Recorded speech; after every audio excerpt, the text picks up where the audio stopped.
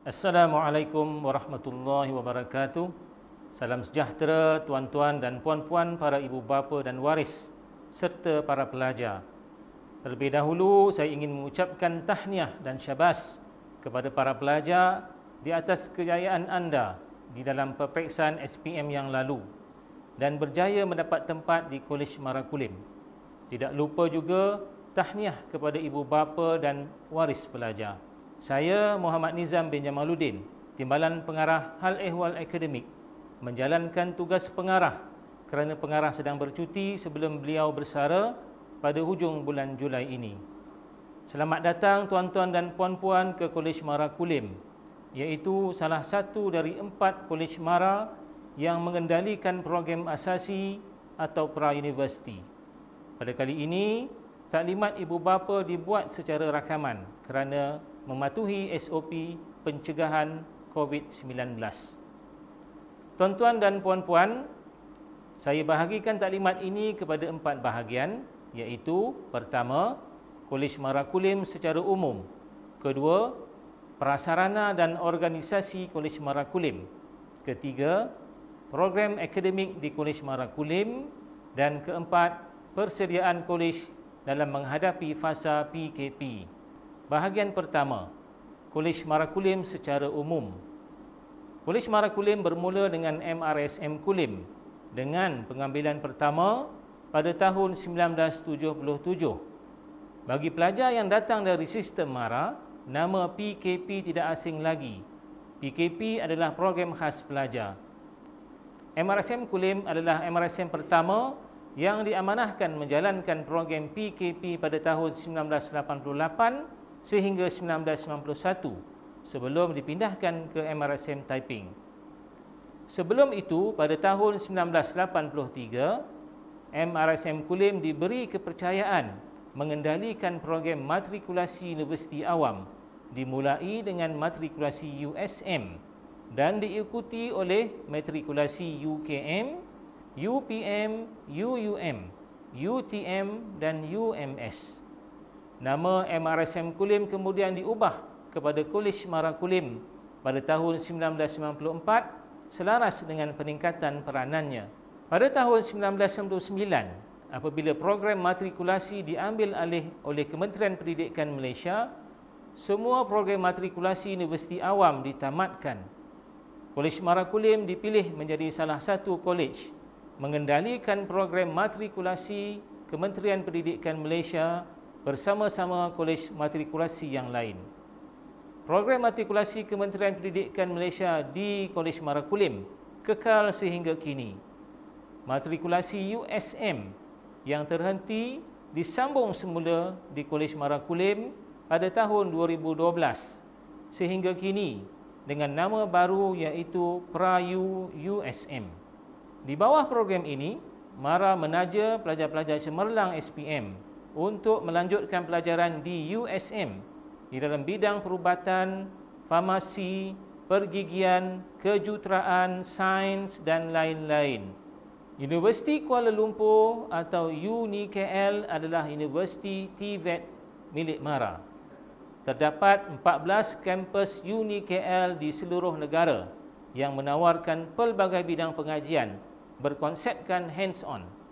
Pada tahun 2004, pengajian asasi UNIKL diwujudkan di Kolej Marakulim sebagai pembekal atau feeder kepada kampus-kampus UNIKL. Bidang yang menjadi rebutan pelajar ialah aviation di UNIKL Miat di Sepang. Universiti Malaysia Kelantan tidak ketinggalan juga menempatkan pelajar-pelajar asasinya di sini di bawah program asasi sains Universiti Malaysia Kelantan dan Mara. Bermula pada tahun 2011, kedua-dua program asasi UMK dan UNIKL telah berakhir pada bulan Mei yang lalu kerana Mara ingin memperkenalkan program asasinya sendiri, iaitu Asasi Kolej Mara. Program yang ada sekarang ini di Kolej Marakulim akan saya jelaskan pada bahagian ketiga taklimat saya. Bahagian kedua, prasarana dan organisasi Kolej Marakulim. Kolej Marakulim terletak di kampus berkeluasan 53 ekar dikelilingi taman-taman perumahan. Suatu masa dulu ia dikelilingi ladang getah dan hutan. Bahagian tepinya berbukit-bukit dan ada sungai mengalir merentasinya. Pokok-pokok kayu, buah-buahan dan tumbuhan hijau memenuhi hampir keseluruhan kawasan kampus. Kampus Kolej Marakulim boleh dibahagikan kepada beberapa zon, iaitu zon pentadbiran, zon akademik, zon asrama, zon kegiatan pelajar dan zon sukan dan rekreasi.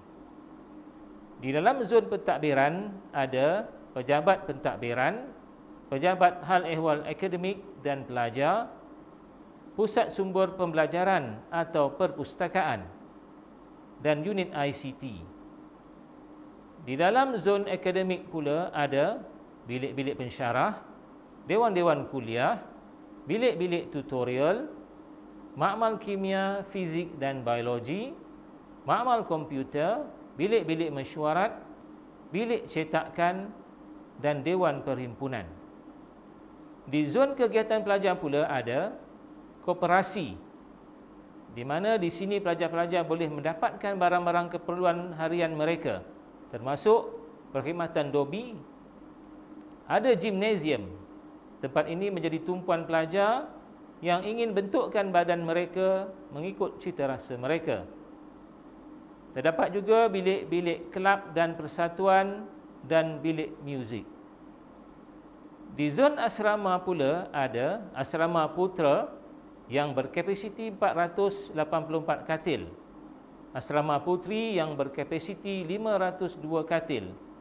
Ada juga dewan selera putera dan puteri, mesin air minuman bertapis, dewan peperiksaan dan surau Al-Falah yang boleh menempatkan 900 jemaah dalam satu-satu masa. Namun, untuk mematuhi penjarakan sosial, hanya 300 pelajar dibenarkan. Di zon sukan dan rekreasi pula terdapat padang bola dan rugby, gelanggang bola tampar, bola jaring, tenis, petang dan takraw. Setiap petang, kalau tak hujan, tempat-tempat ini akan dimeriahkan oleh pelajar. Sememangnya, kolej menggalakkan pelajar aktif dalam segala aspek. Kolej juga mempunyai 2 buah bas dan 2 buah van untuk pengangkutan pelajar melaksanakan program dan aktiviti di luar. Di samping aktiviti pengajaran dan pembelajaran, pelajar juga terlibat dengan kegiatan co-curriculum seperti kelab inovasi dan lain-lain.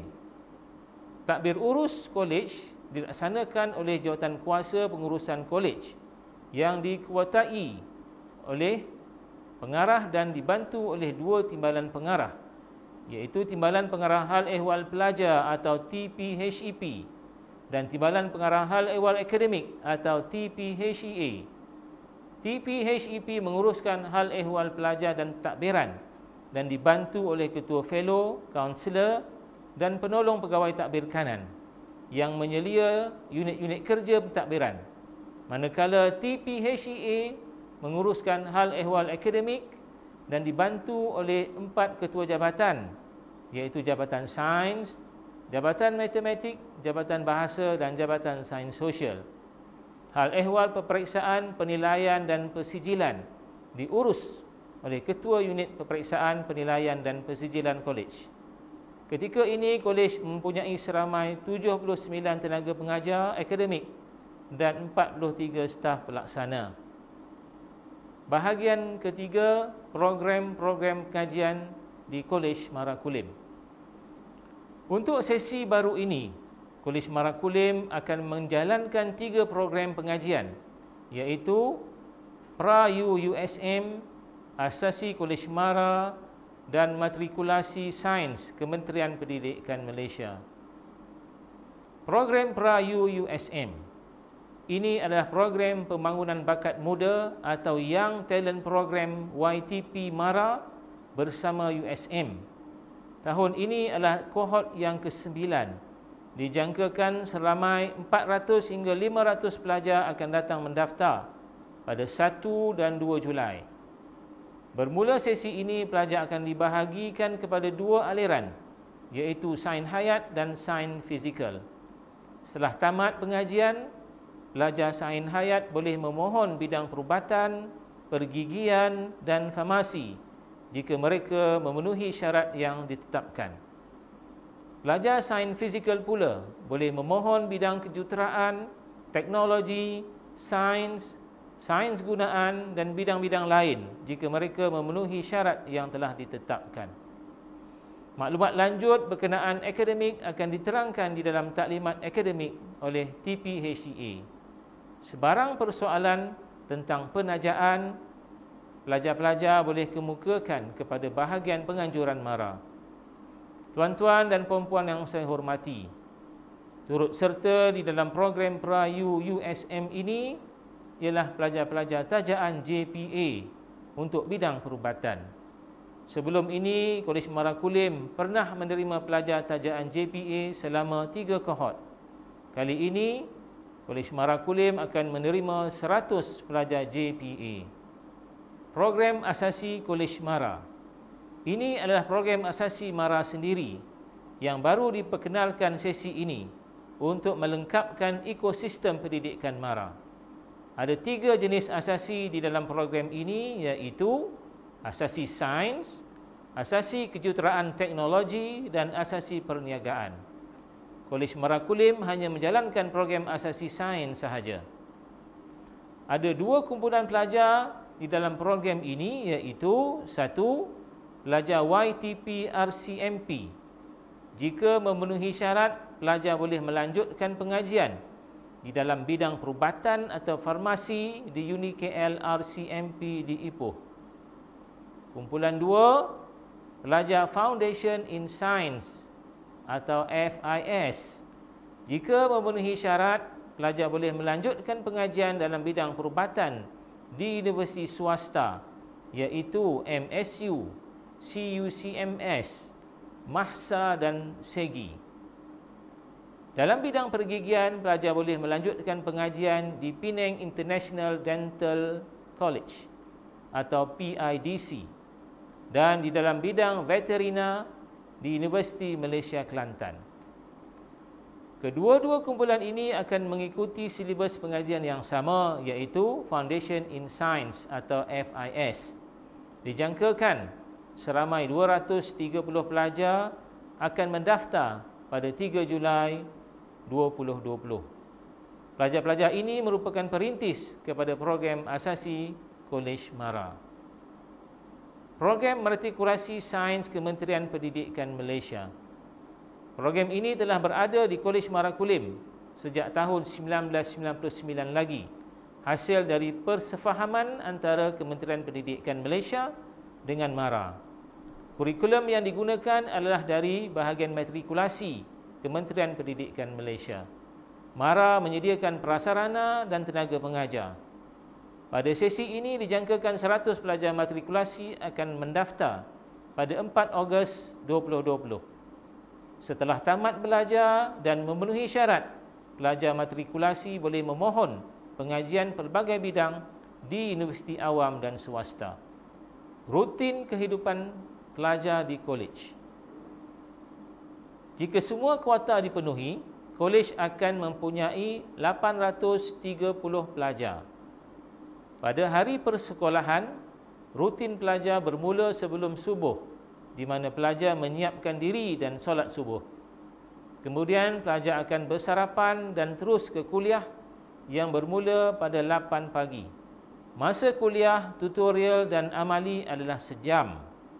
Rehat pagi pada pukul 10 pagi selama 20 minit. Selepas itu, kuliah disambung sehingga jam 1.20 tengah hari untuk solat zuhur dan makan tengah hari. Kuliah disambung pada jam 2.30 petang dan tamat jam 4.30 petang. Di sebelah petang adalah aktiviti bebas. Pelajar boleh bersukan dan beriadah. Pelajar boleh keluar ke Bandar Kulim, tetapi tidak digalakkan sepanjang fasa PKPP ini. Makan malam bermula jam 6.30 petang. Kemudian solat maghrib dan pelajar akan mengikuti kuliah agama jika ada sehingga waktu isyak. Selepas itu, pelajar boleh menelaah pelajaran. Tiada aktiviti prep. Sapa juga disediakan, iaitu pada pukul 10 malam. Kelebihan belajar di Kolej Marakulim. Peribahasa Melayu ada mengatakan, tua-tua kelapa, makin tua makin banyak santannya.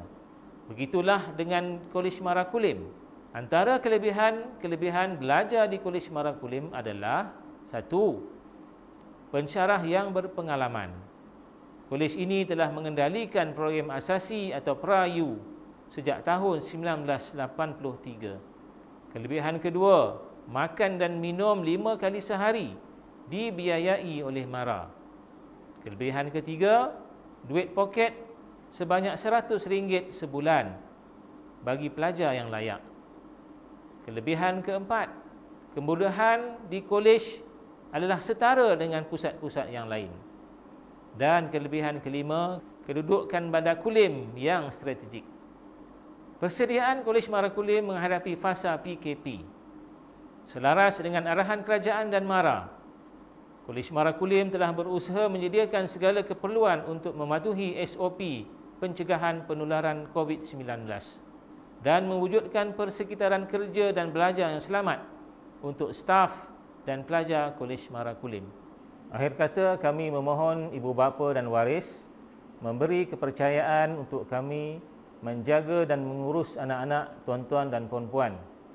Sudah sampai masanya tuan-tuan dan puan-puan melepaskan anak-anak untuk mereka berdikari. Untuk 14 hari yang pertama, pelajar-pelajar tidak dibenarkan keluar atau balik ke rumah.